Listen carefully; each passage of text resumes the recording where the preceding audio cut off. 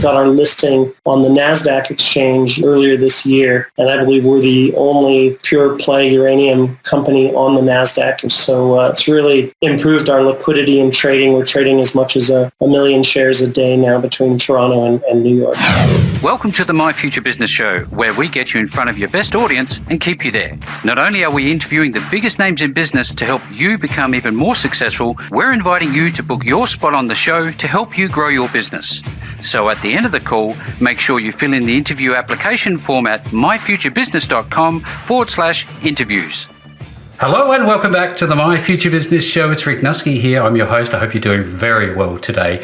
I'm on the line today with Mr. Scott Melbye. He is the director at a company called Uranium Royalty Corp. Welcome to the show.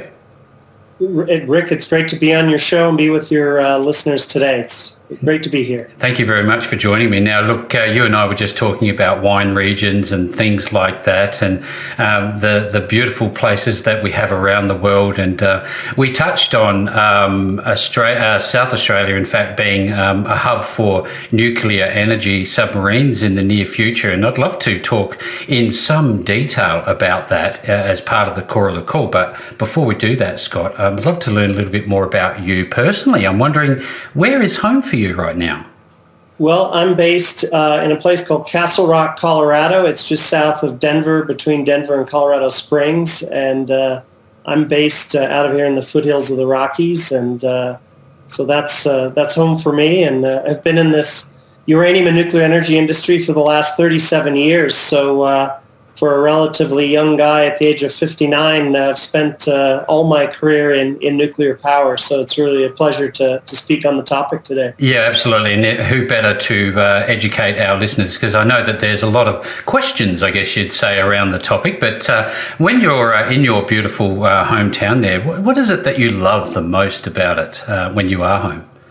Yeah, well, if any of you have traveled to Colorado, you know the mountains here, and Colorado is a very outdoor kind of a fitness place where people enjoy hiking, skiing, golf, all the things that we can enjoy with a lot of, I think we have some of the highest number of sunny days of any place in the U.S., and even when it's cold in the winter, we still get a lot of sunshine here in Colorado. So it's a great outdoor place to enjoy the mountains. Absolutely. So you're a walker, you're a hiker, you're a runner. What do you like to do? Yeah, I love to hike in the Rockies. In the winter, we enjoy skiing, and my biggest passion, I guess, would be golf. So now, tell me, are you like me? Are you a bit of a hacker? Do you reckon you could core some lawns for people? Yeah, I have about an 18 handicap, so that doesn't put me in the worst of categories, but certainly not a single-digit handicap. Oh, I can tell you what, Scott, I'm not playing against you because mine's far worse than that, I can assure you. Now, I really love spending a bit of time talking with people about their lives because I guess it gives some context as to what makes them tick. So are you into music? Do you like any particular music? Yeah, I mean, I enjoy kind of being of my generation. I kind of enjoy 70s and 80s rock and some of the classics. Clearwater Revival. Yeah, Stones. Yeah. Mellencamp. Yeah. Exactly. Fantastic. Absolutely love it. Now, in terms of, other things that you like to do you have much time to watch movies with families? Do you get into that side of life at all? Have much time for that? Yeah, we certainly do. I mean, movies during the coronavirus pandemic has been more kind of watching on the Netflix and HBO than it is going to theaters. But it'd be nice to kind of get back. And I've always enjoyed a good Bond flick. I guess there's another one coming out here shortly. So No Time to Die. So that'll be a good one. Excellent. Yeah, absolutely. I just noticed to your left-hand side, the Mick Jagger. Is that what is that? Is that a number plate there? Yeah, it was. I was doing business with the Brazilian nuclear energy industry a few years back, when the Stones were performing their epic concert on Copacabana Beach, and oh, wow. staying in the hotel that we were staying in. So I had an opportunity to meet Mick and the band in the lobby as they arrived late one evening. So it was quite a thrill. That's no small feat. Absolutely. What a memory to put into the case there. I wonder now, when you were growing up, Scott, did you look to anybody for inspiration that helped, form you into the man you've come today?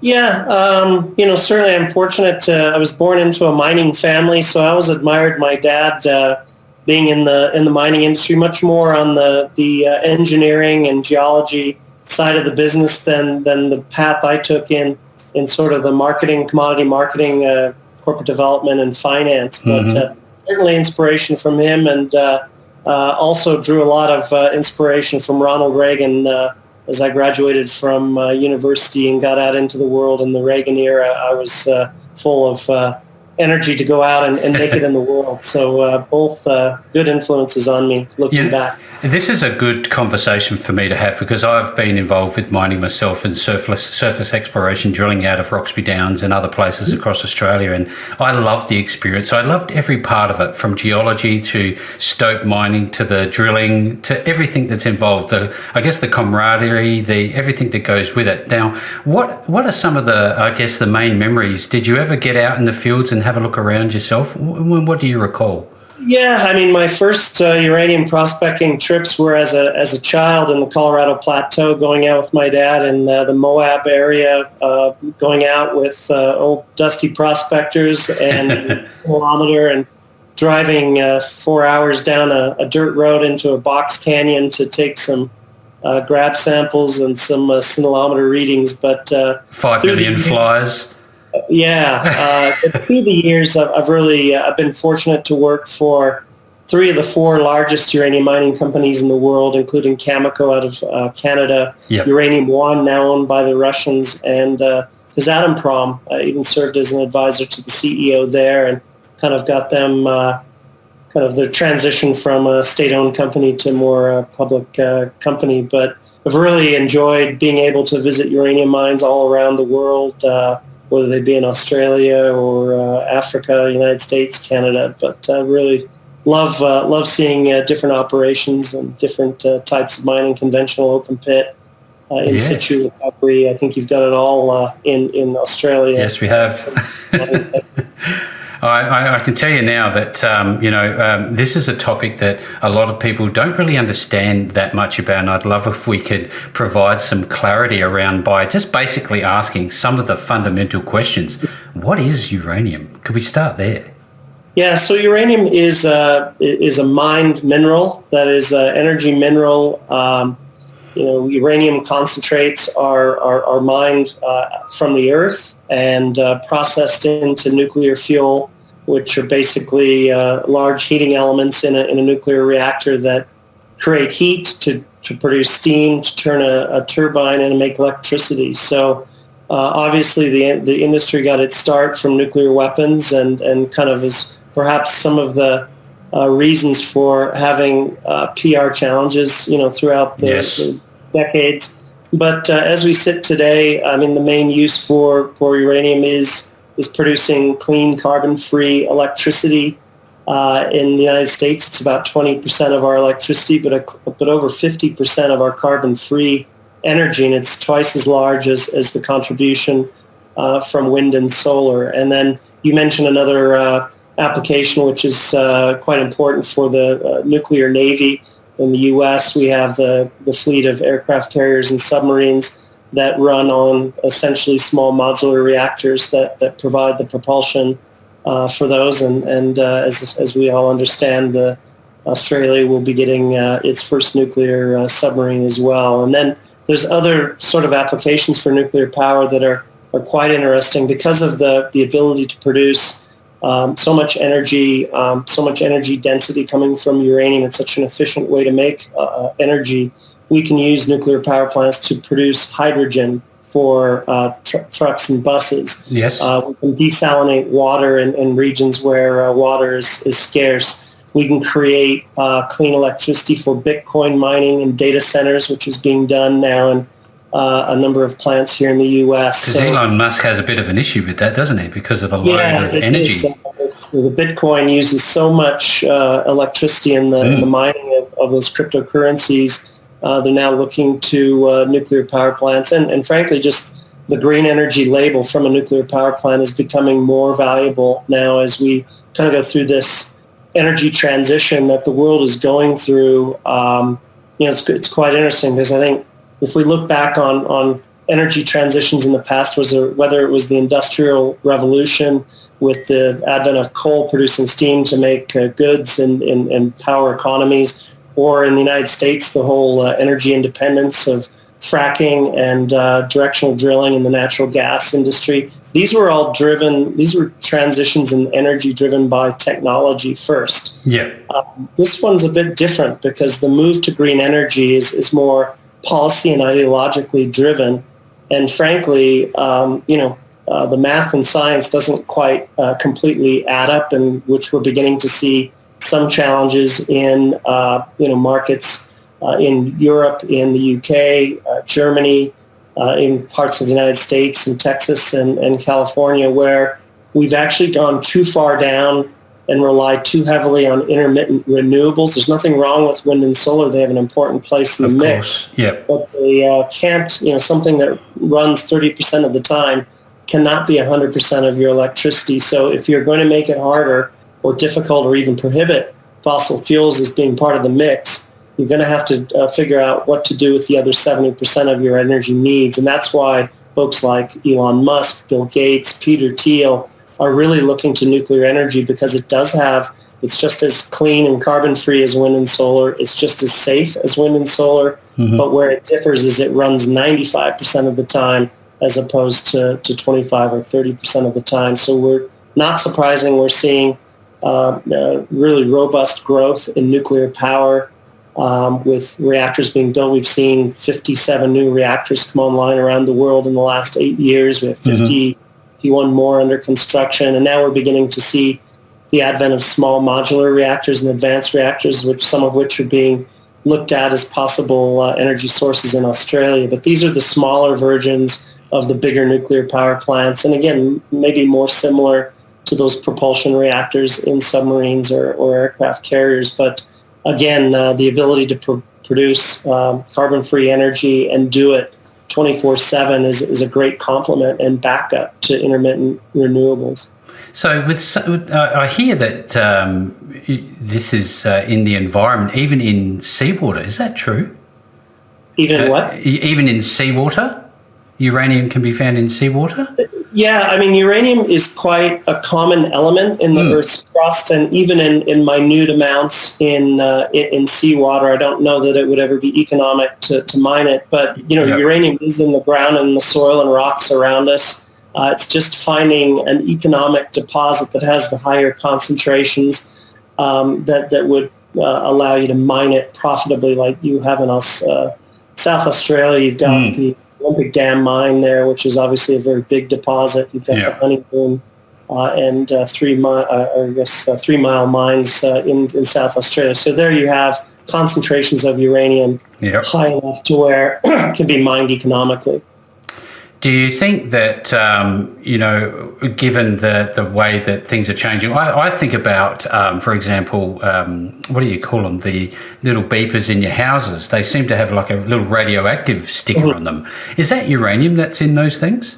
It's a different, I think, kind of an isotope that is used to power those smoke detectors in homes. But yeah, they're a small radioactive source. Again, I think the biggest thing that we've learned over the last 50, 60 years is that radiation in and of itself is not as dangerous as one might think. We're bathed in radiation from the sun. Where I live in Colorado, I'm at a higher altitude, so I get more radiation than someone who lives at sea level in California.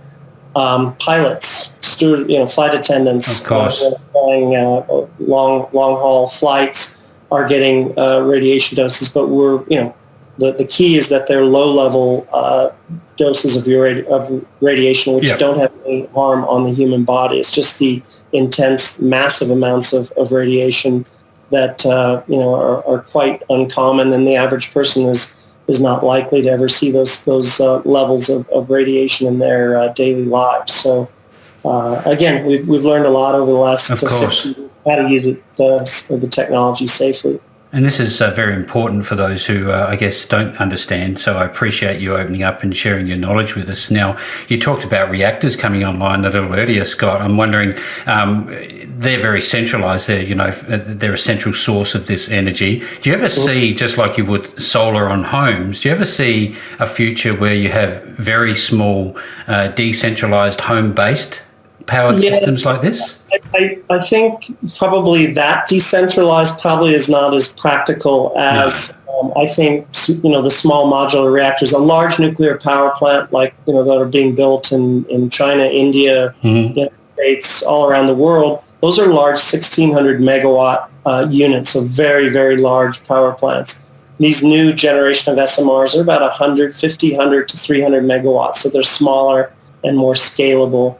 But where you can get the decentralized nature of nuclear power for transportation would be in electric vehicles. If you can generate electricity cleanly in a nuclear power plant and power electric vehicles, you've effectively used nuclear power in a safer way to be decentralized in trucks, cars, and buses. So I think that's constructive, productive, non-environmentally impacting way. That's fantastic.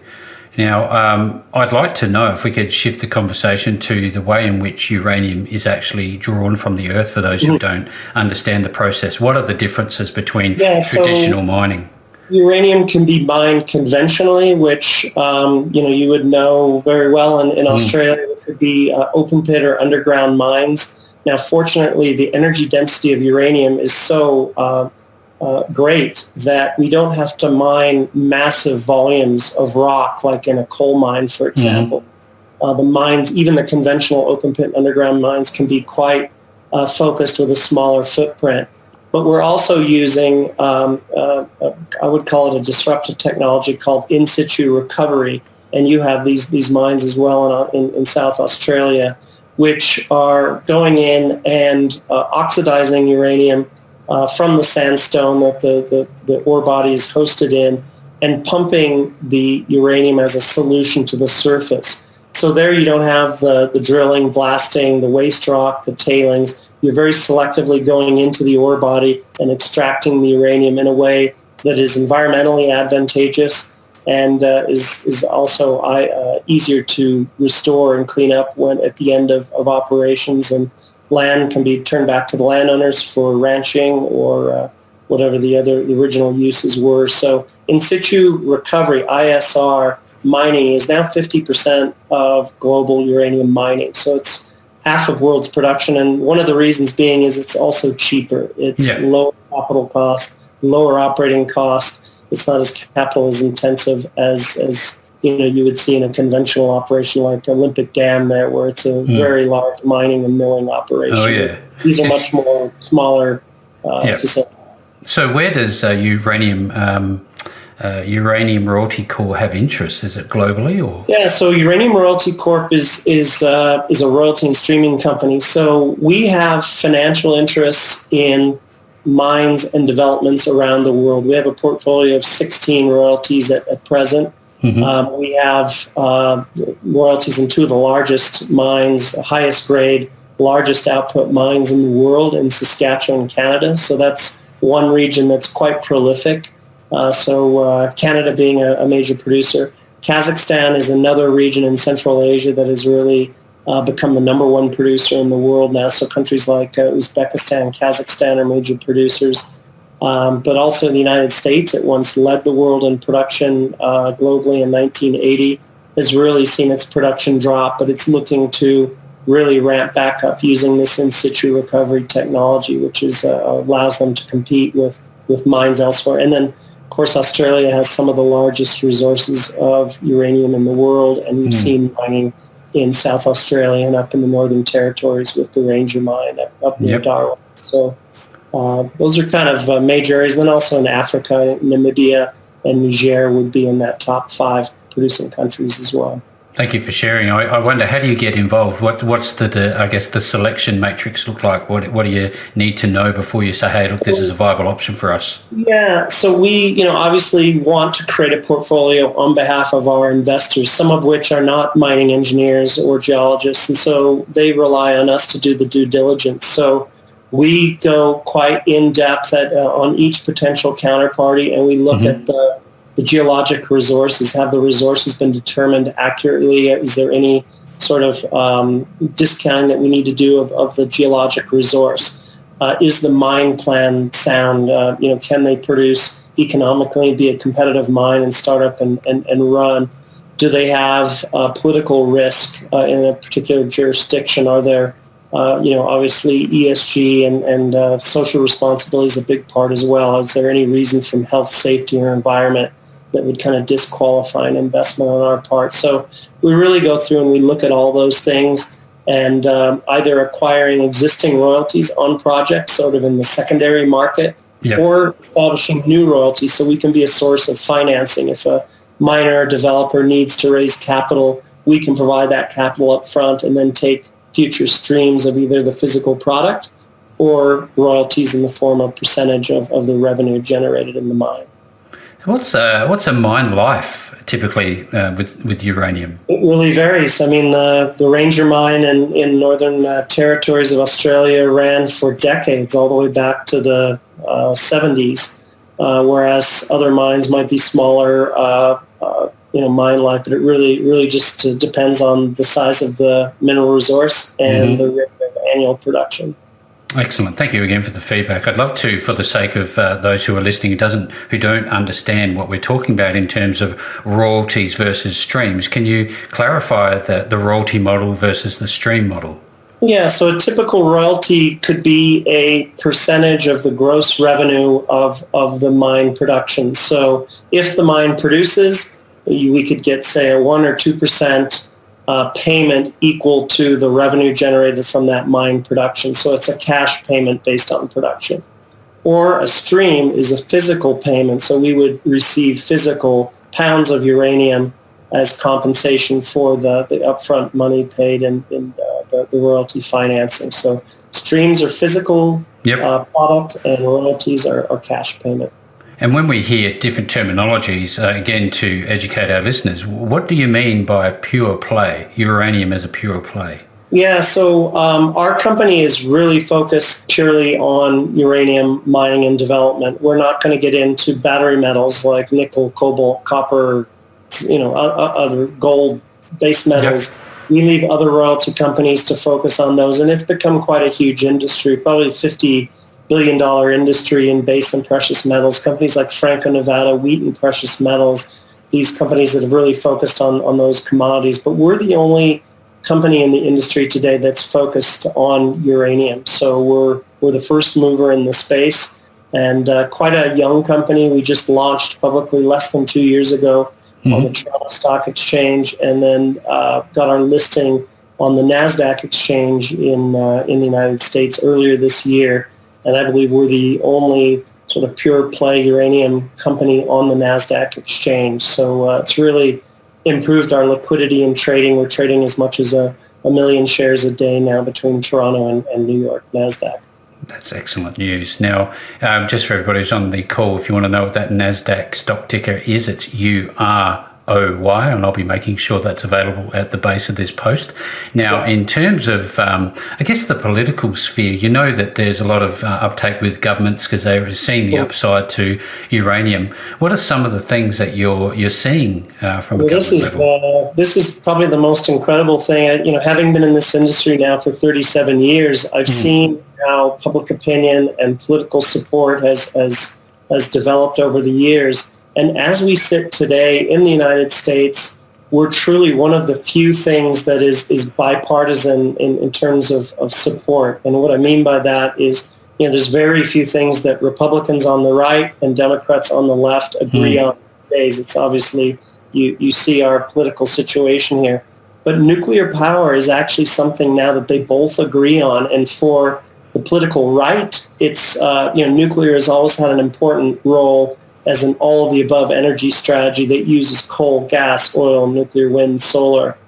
But for the left, which is much more selective and focusing on carbon-free, they're really coming to the realization that there won't be meaningful reductions in carbon emissions without a significant contribution from nuclear. So we have a huge opportunity having that kind of support. I've testified before the United States Senate hearings on nuclear energy, and I can tell you that the reception was quite warm from both the left and the right. So we have an important opportunity. Nuclear power is growing dramatically. I think in terms of the investment thesis, it's quite interesting because we have been producing far less than the world is consuming for a number of years now. And that's part of this thesis that if the world consumes today about 190 million pounds of uranium per year to run all the reactors around the world, we're today only producing a little over 120 million. So that means that we're drawing on secondary supplies. The industry is living off of inventories and secondary supplies, some of which were built up during the years following Fukushima, where there was quite a disruption in supply and demand over that 10-year period. But now, 10 years on, we're really getting to a point where the inventories are being drawn down and we're transitioning to much more of a production-driven commodity, and that will depend on cost of production, time to permit, time to production. And so for our industry, we fully expect uranium prices to continue to increase. We've been at below sort of the market prices have been below the production cost of most of the world's mines, so we've seen mines shut in. But over the last several weeks, we've seen uranium prices, I think today they're up about 30% over where they were 6-7 weeks ago, and we briefly touched $50 a pound. We were up from $30 a pound earlier, kind of late summer, and up significantly from the cycle low at $17 a pound in 2016. So, we're now in a situation with those higher uranium prices. We're seeing a lot of investor interest and capital flowing into the industry, and as well it should, because we do need to finance probably 8, 9, 10 new mines in various jurisdictions around the world, whether it's Australia, Canada, US, Africa. And so for investors, the uranium story is quite exciting. And uranium royalty is, as I said, a good diversified, almost like an ETF, where investors can have that diversified exposure on the uranium story. Something else that we've been doing as a young company until we get up at a steady state where we're seeing steady cash flows from these investments we've made. We've invested in uranium near the bottom of the cycle. So we as we sit today, we're holding physical uranium, totaling about 650,000 pounds of U3O8, which has already appreciated significantly from where we bought that. So, early investors not only get the royalties and stream revenue that's coming, but also some of the capital appreciation on uranium inventories and our investment in a physical uranium sort of fund called Yellowcake out of London, which is a physical warehouser of uranium and basically a pure commodity investment. So we're close to 5% shareholder in that company. We're part of their IPO in London 3 years ago. So again, lots of exposure for the uranium investor in a diversified way at UROY. And you can see right now, this is really the tip of the knife, isn't it? Because this is very early stage. You're one of, if not the only one on the NASDAQ, etc. And and given what we've just talked about, that would be the reason why mum and dad investors, small to medium sized investor organisations are now getting more and more interested, wouldn't it? Yeah, we're seeing, there's always been sort of retail investors that have been contrarian investors in uranium through the down cycle, through the bear market. We've seen institutions that have been focused on uranium. But over the last couple of years, 3 years, we've seen much more generalist investors, whether they be institutions or retail. And so, we are just seeing the trading volumes of the uranium equities across the board increased quite significantly. But as you said, these are early days in the uranium bull market that's begun. Uranium prices still at around high 30s, $40 a pound. I think they've got a ways to go before we're going to stimulate the uranium production needed to meet the growing demand of the nuclear power plant. So, uranium prices, it's not unreasonable to see them increasing into the $50, $60, even $70 a pound range in the coming months and years, and which will really give a lift to all the uranium equities in the space.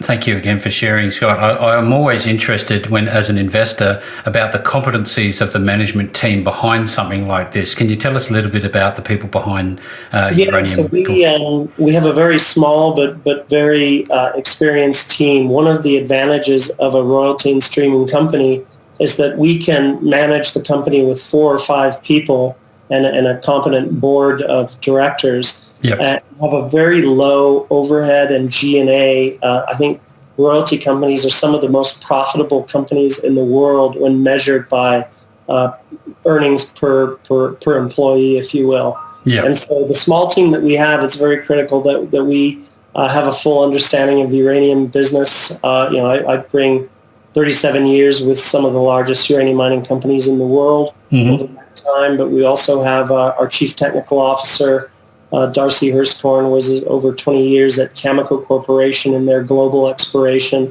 So he's performing the due diligence that we need to do to assure that we're investing in the right counterparties and putting them into the portfolio.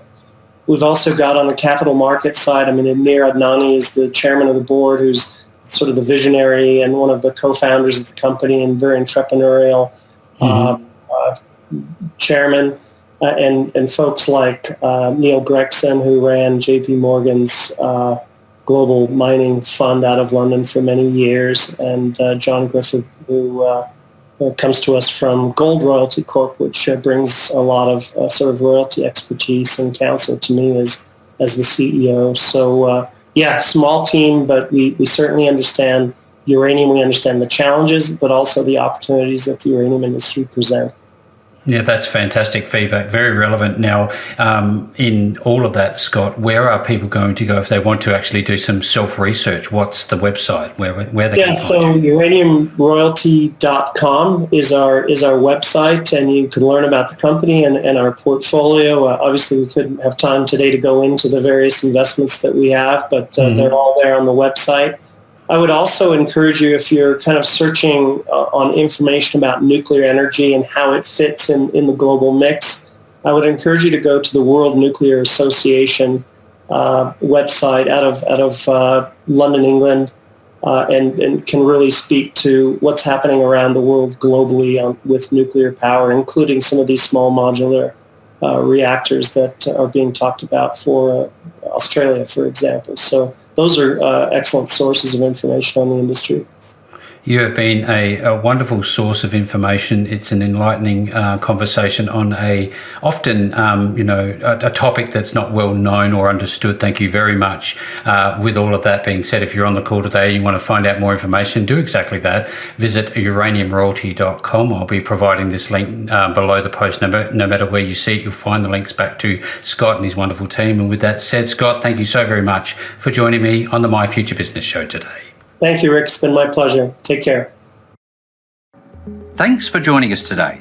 If you enjoyed the call, then make sure to subscribe, leave a comment, share us with your friends, and book your spot on the show at myfuturebusiness.com/interviews. And if you're looking for solutions that will help grow your business, then visit myfuturebusiness.com/shop.